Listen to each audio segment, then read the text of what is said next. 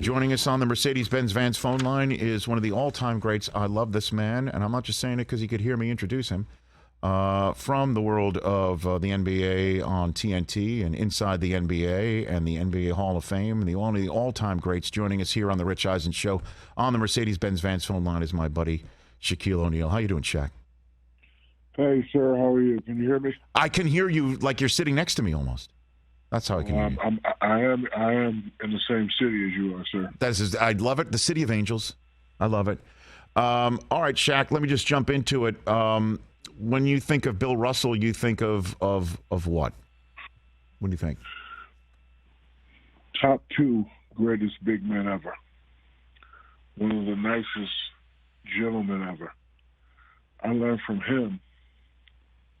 He made me realize I was a spoiled brat and I was complaining. What I mean by that, when I first met Bill Russell, high, jovial, giggly, and he started telling me stories I had no idea of, like couldn't stay in the same hotel with your teammates and people throwing things at you and death threats and this and that. I was like, you know what? I'm going to stop complaining, because it was for guys like him and Wilt Chamberlain and Kareem. They paved the way for me. Barkley, those guys, Magic, they paved the way for me to make a lot of money. So, by listening to all the stories that Mr. Bill Russell told me, I just said, stop complaining. Stop complaining about anything. Don't say nothing. You make a good living because of what all these people had to go through. And he was the first legendary big man that was nice to me. Like, Kareem didn't say much. Wilt didn't say much. And then when I met Mr. Russell, it was a hug and sit down, and I did this and I did that, and I like this and I like that. He was the nicest guy I've ever met in my life, really. So we're seeing, I guess, at an award show of Bill Russell at the microphone, and there you are, flanked by what looks like David Robinson, and was that Zoe, Mutombo, and Kareem on the stage, and there you are. And he was a funny guy too, Bill Russell, right, Shaq? He was funny. The photograph you're speaking of, I think that was at the Hall of Fame. Mm-hmm. And to have him at our Hall of Fame, it was like wow, because Dr. J was my guy, and he was the only one I really paid attention to. But when I started getting taller, my father pulled me outside one day, and he just kept mentioning 3 names every time I went outside. Yo, man, you need to play defense like Bill Russell. You need to get a, unstoppable move like Kareem Abdul-Jabbar. You need to be the most powerful big guy like Wilt Chamberlain. I just kept hearing those names, and then when I finally decided to do my own research, I was like, oh, I wish I could be as good as these guys. Like, like when you're a kid and you're okay, and, you look at the guys that are at the apex of their career, and you realize you're not even close, sometimes it gets you a little discouraged. I was like, I don't know, Dad. I don't think I could be as good as these guys. But then when I was coming in, I was starting to gain confidence, and I made a call one day. I told my agent, Leonard Armato, I said, hey, I want to do a commercial where all the greatest big men are inside this plasmic portal thing, because I want to let the world know I'm coming. And what I'm coming for, I want to be recognized as them when I'm done playing. So he made the call with all the greats, and they all accepted. I was like, oh, my God. And I got to meet the greatest big guys ever in one day on a commercial shoot. That was a Don't Fake the Funk on a Nasty Dunk commercial shoot. Kareem was there, Wilt was there, Bill Russell was there, Bill Walton was there, and the legendary John Wooden was also there. That was like one of my greatest days. But Mr. Russell, he will definitely be missed. You are correct. He was a funny guy. He was a nice guy, and he just told me so many stories, and he's definitely going to be missed. The great Shaquille O'Neal here on the Rich Eisen Show. When you said you stopped complaining and you realized that you were spoiled when you talked to Bill Russell and you heard about all the moments he had to deal with, racism and hatred being thrown at him, even in his own home when people broke in when he was gone out of the city that he brought so many championships to. Did he, when he was talking to you about his experiences, did he tell you, hey, you're complaining too much, or you just gleaned that on your own? I just realized it. Look, a lot of times you can see the title of a book. Oh, he's a great player, best player ever. But then when you open the book, you're like, oh my God, he had to go through all this. So this is like the first time I met him. He was sitting down. I think he was at the fourth season. He was just drinking water, and he was just telling me stories. I didn't get to tell a word out. He was just, and he was happily telling me these stories. But I'm like, damn, y'all didn't travel private. Man, you didn't get to stay in the hotel like me. Every hotel I went to, I had to have the biggest suite, Rich. Yes. It's just how it was. And he was like, man, we had to stay at other hotels, and you couldn't drink water out the water fountain. And I actually felt bad. And these guys were the greatest players ever. They didn't even make 1/4 of the money that we made. So I decided to myself, okay, I'm going to stop complaining, and I'm going to play hard for these guys. I'm going to let them know, thank you, I appreciate you, and, whatever you need. So nobody had to tell me. I was smart enough and conscious enough to realize that, hey, you're a spoiled brat. You're not even that good yet. You get swept every year in the playoffs. Shut your face up, pick your game up, and start winning championships.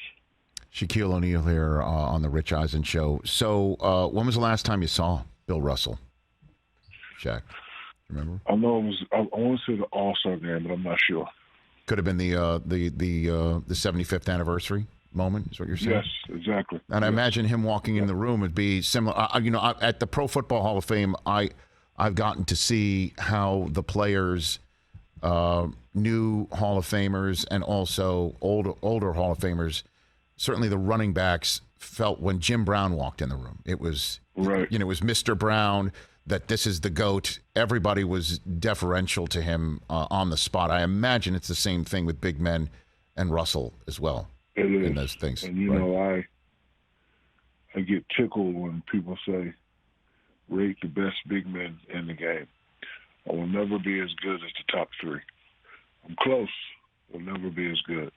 Bill has 11 championships. Kareem has 6. Wilt was the most dominant player ever. I'm happy with the fact that I can be mentioned in the same breath. Because why I'm happy? Because at 19 years old, a drill sergeant took me on the basketball court and said, you can be exactly like those 3 guys. And I believed them, and I listened to them, and it's here. So it doesn't matter to me, Shaq, you'd have been picking ever. As long as I'm mentioned with those guys, trust me, I'm more than happy. And Bill Russell and Wilt and Kareem, greatest big guys ever in the history. There will never be anybody as close to them. Especially, the way the game has evolved now. There'll never be another trio like that. No, I know. I probably know the answer to it, but I'll ask it anyway. Do you think the association, do you think the NBA should retire number 6 forevermore, similar to the way that baseball retired 42? I would say yes. And Adam Silver is a fine gentleman. I know he's going to do the right thing, but that's a good recommendation, Rich. And I think you should put that out. But I would say, yeah, retire it. No more 6s. Yeah, that everyone who wears it now gets to wear it for the rest of their career. LeBron being the perfect example of that right here in Los Angeles. And then when everyone else is done with 6, that's it. We put the banner in the rafters everywhere. Every arena in the NBA, Bill Russell's 6 hangs. I think that should be great. You should open up Rich Eisen Law Firms. That was a very nice loophole that you just threw in there for your guy LeBron. Great job, Rich. Great job. Yes, my guy LeBron. That's how I refer to him all the time. Well, yeah. I mean, just he's the most famous number 6. That's why I threw it out there. No, he is. But I like that loophole. Yeah. Okay. All right. Shaquille O'Neal with the check mark right there here on the Rich Eisen Show. Before I let you go on your day, a couple of questions for you on the current NBA. If you were the Celtics, would you trade for Durant? Would you cough up Jaylen Brown and others for Durant right now, Shaquille? No. Not at all. You have a young nucleus that we can build and we can trust. I'd keep them. And, hey, I don't know what everybody else was watching, but Jaylen was hanging pretty tough with Durant. Looked like that to me. So, no. The answer is no. That answer is no, then. What do you... Excuse me. The answer is hell no. I think that is a bigger level than just no. Yeah. Well, I mean, because Durant is still Durant, right? I mean, that's why... And Jaylen had his way with Durant during the playoffs. Did y'all not see that? I did see what the Celtics did to the Nets, but the Nets obviously were a bit of a mess, so you didn't... So, hey, I'm good. What do you think is up there with Durant in Brooklyn, where he asked out 2 days after Kyrie said he's opting in.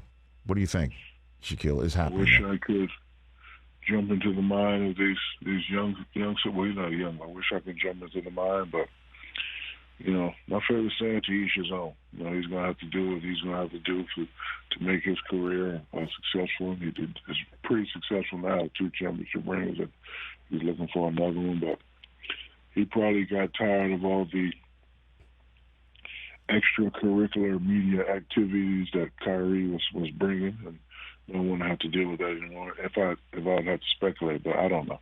Right.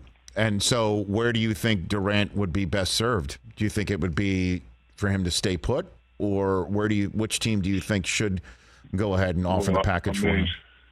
I mean, when you put a house together, you should live in it.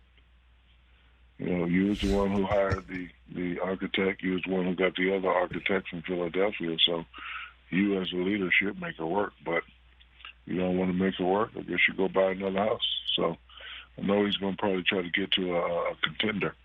It's easier that way. Shaquille O'Neal here on the Rich Eisen Show. All right, what's going on in your world these days? You're here in L.A., you said. What's going on? What's happening in the world of Shaquille O'Neal? I was eating some hot pancakes until your guy called me. Okay. And my pancakes are cold. So thanks, Rich. I imagine you can afford to make new pancakes, though, right? I mean, I don't want new pancakes, Rich. I want the ones that I ordered for breakfast. My apologies on the pancake. I guess you got to, get some pancakes cold to make an omelet. I don't know what the hell I'm saying, but at least you could do that. Yeah. The Cowboys will win the Super Bowl this year, or I will walk butt naked down the 101 for one exit. I think years ago, Shaq, you said that the Cowboys were going to win it, and you dress as a cheerleader or something like that. And I did. But we haven't seen that. So, butt naked from from like what, like cold water to Laurel? It's just 1 mile. I mean, what stretch of the 101 are we talking about here? Woodman to what do we got? What do we got? Hey, Rich, you know what's crazy? What? I was getting ready to say from cold water to Laurel. See, we're like great minds, Shaquille. Great minds, man. So it's just 1 mile. It's 1 mile, butt naked deal. for 1 mile. Deal. Okay. And are you, before you let you go to your pancakes, you happy that Charles didn't make the move? You happy about that? Listen, Charles is my best friend, and whenever he would have decided, I would have been happy for him. But I would have missed you guys together. I would have missed you guys together. I would have missed us together too, but listen, Charles was also one of the great players that didn't have a chance to make tremendous amount of money. So I know there's a lot of controversy with the money and the organization and all that, but anytime a guy can get 50 to 70 million at 55, 60 years old, I would have wanted him to take that job. But he's going to be back with us, so we're going to have another great year. We're going to argue and we're going to fight. I love it. One day I'm going to just reach across Ernie and punch Charles right in his face. Well, I mean, Kenny's sitting there too. Is that when you're going to figure out what the price of gas is, Shaquille? Yeah. Is that what you're talking about? When you're talking about the price of gas? They don't like my theory on how I save money for gas. About filling. So you still fill up half a tank? Is that what you're saying? At the half tank, that's when you fill up? That's what you got? I do. Yeah. Okay. All the time. Makes sense. I'm with you. I'm Team Shaq on pain. All right. Take care of yourself, Shaquille. Thank you for the time. Go back to your pancakes. And I hope for your sake that the 101 from Laurel to Coldwater or vice versa stays Shaq free for your sake. All right, deal. Always. Oh, by the way, it's Susie's birthday tomorrow. Don't forget to text her, okay? All right, I will. Do that. Thanks for the call, Shaq. You be well. That's Shaquille O'Neal, everybody.